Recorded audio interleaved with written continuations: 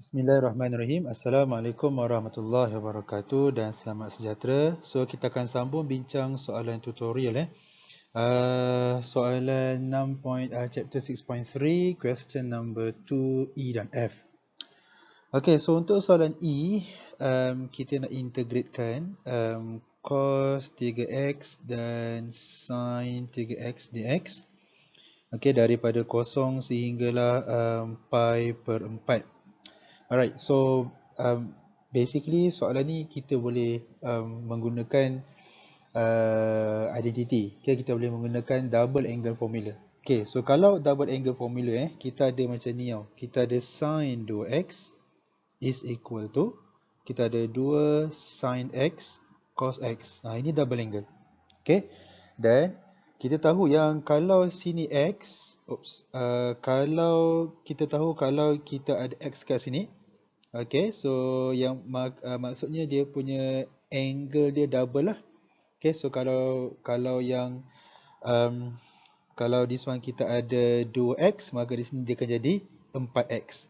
Maka kalau kita ada 3x, so kalau dia ada 3x, maka dia akan jadi 6x lah. So dia pun akan berganda. Okay, sekarang ni kita punya soalan adalah, kita hanya ada yang sin x, sin 3x dan cos 3x je.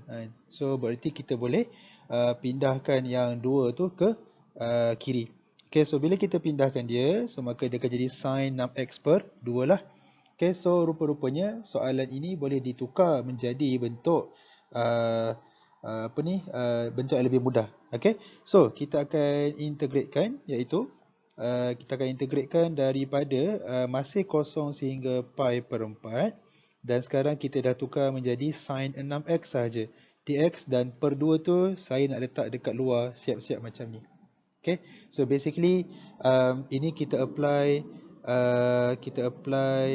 double angle formula. Okay, so double angle formula, kita akan applykan DAF dekat situ.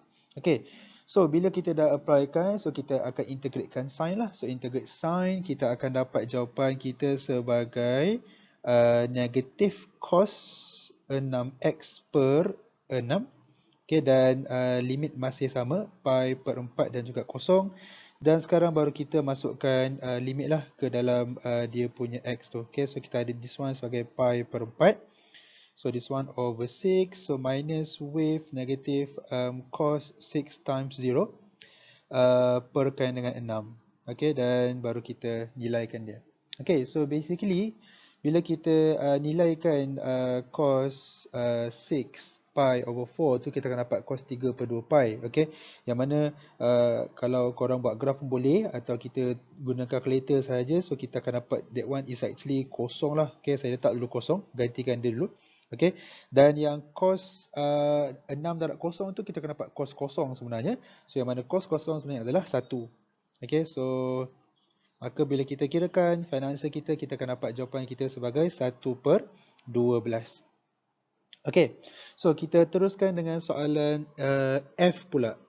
Okay, so untuk soalan F, kita akan integratekan 2 tolak 4 cos square 2x perkan dengan cos square 2x dx, dan kita akan integratekan daripada pi per 8 sehinggalah pi per 6. Okay, so first thing first, apa yang kita akan buat adalah, okay, so kita akan disebabkan kita single denominator, so kita akan splitkan dia. So kita akan jadi 2 per cos square 2x tolak juga dengan 4 cos square 2x perkan dengan cos square 2x dx. So kita ada simbol integral lagi.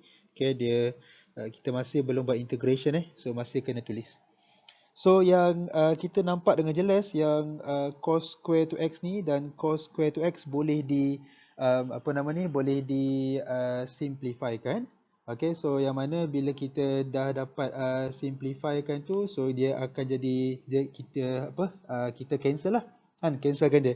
Okay, so yang mana bila kita cancelkan tu, maka kita dapatlah dia sebagai tolak 4 dx sahaja. Dan saya nak letakkan 2 ni di luar. By the way, jangan lupa saya nak split lah dia. Okay, so kita splitkan dia jadi pi per 8 dan pi per 6. So sekarang kita ada pi per 8 dan pi per 6 juga. Dan sekarang kita hanya ada 1 per cos square 2x dx sahaja. Okay, yang mana 1 per cos square 2x tu, yang 1 per cos tu, kita sebenarnya adalah kita dapat dia sebagai secant square. So actually kita dah dapat lah yang version yang lebih ringkas. Okay, so iaitu kita akan ada 2 integrate of secant square 2x, okay, dx from pi over 8, dan kita ada sehingga pi per 6. So minus with integration of 4 dx pi per 8 dan juga pi per 6. So sekarang ni kita dah boleh integratekan satu per satu. Okay, so basically bila kita integratekan secant square, kita akan dapat jawapan dia sebagai tan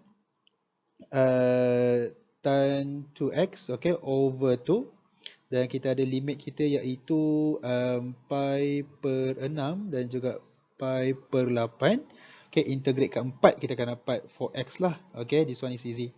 Okay, so dan kita akan buatkan pi per 6. Dan kita ada pi per 8 juga. Okay, so kita boleh simplifykan yang apa nama ni, yang 2 dan 2 ni actually. Okay, so so that dia taklah kita ada pecahan. Okay, so bila kita simplifykan dia, so kita hanya tinggallah sebagai tan 2x sahaja, dan limit kita masih kekal lah, pi per 6 dan juga pi per 8. So and the rest kita akan masukkan nilai sahaja. Okay, so proses untuk masukkan nilai itu wajib ditunjuk dalam solution. Okay, so kita ada tan 2 darab pi per 6 tolak juga dengan tan 2 darab pi per 8. Okay, minus with ini kena hatilah, mesti buat bracket lah. So 4 darab juga dengan pi per 6. So minus with 4 darab juga dengan pi per 8.